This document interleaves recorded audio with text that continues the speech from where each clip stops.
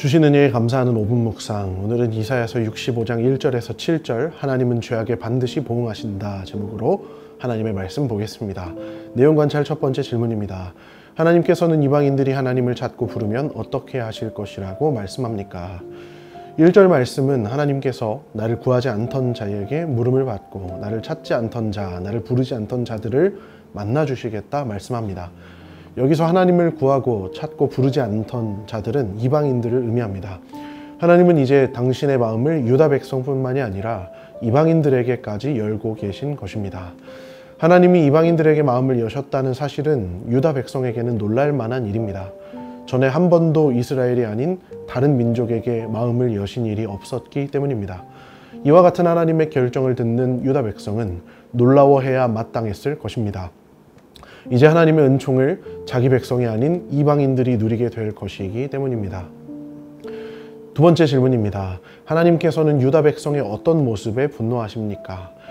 하나님께서 그 마음을 이방을 향해 돌리시는 까닭은 하나님의 백성이었던 유다 백성들이 더 이상 하나님의 말씀을 들으려 하지 않고 그의 백성답게 생활하지 않기 때문입니다. 2절을 보면 유다 백성은 자기 생각을 따르며 옳지 않은 길을 걸어갔다고 기록합니다. 또 3절과 4절은 그들의 우상 숭배 행위를 지적하며 5절은 그들의 외식하는 행위에 대해서 지적합니다. 하나님은 유다 백성의 정결하지 못한 생각과 행위에 대해 지적하시며 그것이 합당치 못함을 경고하고 계십니다. 연구와 묵상입니다. 하나님께서는 왜 유다 백성에게 분노하시고 반드시 보응하겠다고 말씀하십니까? 하나님을 향한 유다 백성의 끝이 없는 불순종, 죄악과 우상 숭배에도 하나님은 그들을 포기하시는 법이 없었습니다. 이토록 죄악만을 반복하는 유다 백성을 말없이 끊어버리시며 더 이상 그들에게 찾아오거나 그들의 죄악에 반응하거나 응답하지 않아도 되었을 것인데 하나님은 선지자를 통해 말씀하시고 그들을 끝까지 찾아오셨습니다. 이것은 이스라엘이 하나님의 사랑하는 자기 자녀이기 때문입니다. 자녀의 범죄함을 볼 때 그 자녀의 죄가 너무 밉지만 자녀와 죄악을 분리해서 생각하는 것처럼 그 더럽고 추악한 죄는 밉지만 그 죄를 걷어내고 보면 내 자녀는 여전히 소중하며 버릴 수 없는 존재인 것입니다. 그리고 하나님이 유다 백성을 이처럼 자기 백성으로 대하신다는 것이죠. 하나님이 유다 백성에게 죄를 뉘우치고 죄를 떨쳐버리고 다시 아버지의 품으로 돌아오라고 하시는 이유는 이스라엘의 끔찍한 죄악, 돌이킬 수 없는 불순종에도 불구하고 하나님에게는 이스라엘이 여전히 사랑하는 자기의 자녀들이기 때문입니다. 부모의 사랑을 누가 다 측량할 수 있겠습니까? 딱 이만큼이 부모의 사랑이라고 그 한계를 정할 수 있는 사람이 어디 있겠습니까? 아무도 못할 것입니다. 부모의 사랑은 끝이 없기 때문입니다.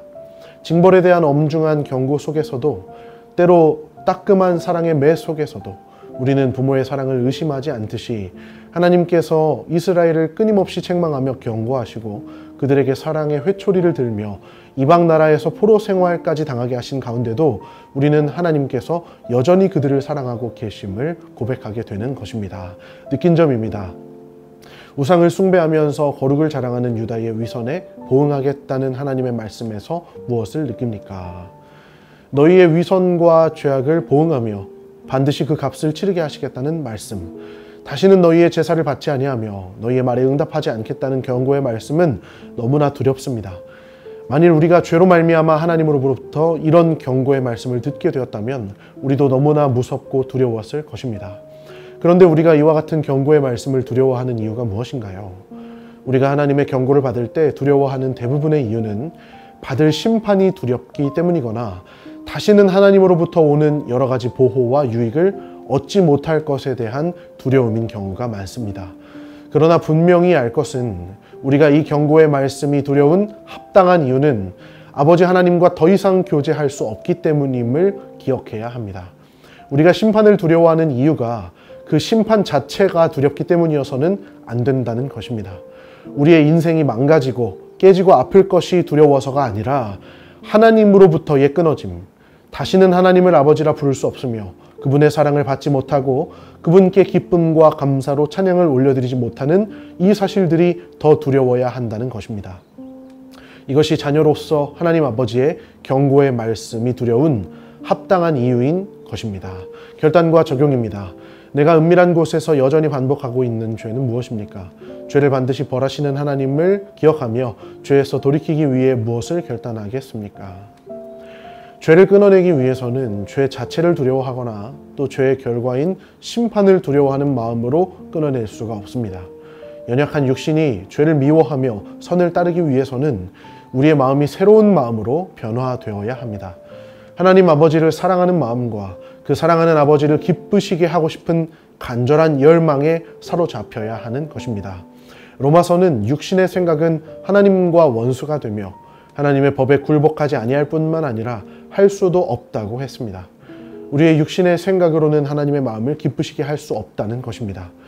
바울은 영으로서 몸의 행실을 죽이며 그 영을 따라 살아야 한다고 가르칩니다. 나의 육신의 만족이나 나의 육신을 더욱 복되게 하기 위해 몸부림치는 삶은 나 자신도 망가뜨리며 하나님의 말씀도 거역하는 삶입니다. 하지만 성령을 따라 행하는 삶, 아버지를 사랑하며 그 아버지의 마음이 기쁘게 여기시는 것을 따르고 순종하고자 하는 마음으로 살아가는 삶이 나의 삶도 복되게 하고 하나님의 마음도 기쁘시게 하는 삶인 줄을 믿습니다. 오늘 나의 마음과 삶의 문제들을 돌아보기를 원합니다. 그 가운데 내가 내려놓아야 할 나의 욕망과 죄악들이 있다면 돌이키고 하나님께서 원하시는 거룩하고 순전한 삶을 살아내기로 다짐하며 기도할 때 주님께서 우리의 기도를 기쁘게 받으시고 우리의 삶을 더욱 복된 삶으로 인도해 주실 것을 믿습니다. 이 시간 다 함께 합심하여 기도하기를 원합니다. 우리 마음 가운데 죄로 얼룩진 마음들과 하나님 앞에 숨겨진 죄악들이 있다면 모두 털어놓고 주님 앞에 돌이키도록 마음을 주장해 주소서. 하나님과의 교제, 하나님의 선하고 아름다운 뜻과 계획을 신뢰하는 기쁨을 회복시켜 주시고 우리가 오직 그 아름다움만을 쫓아 살아가는 삶이 되게 하소서.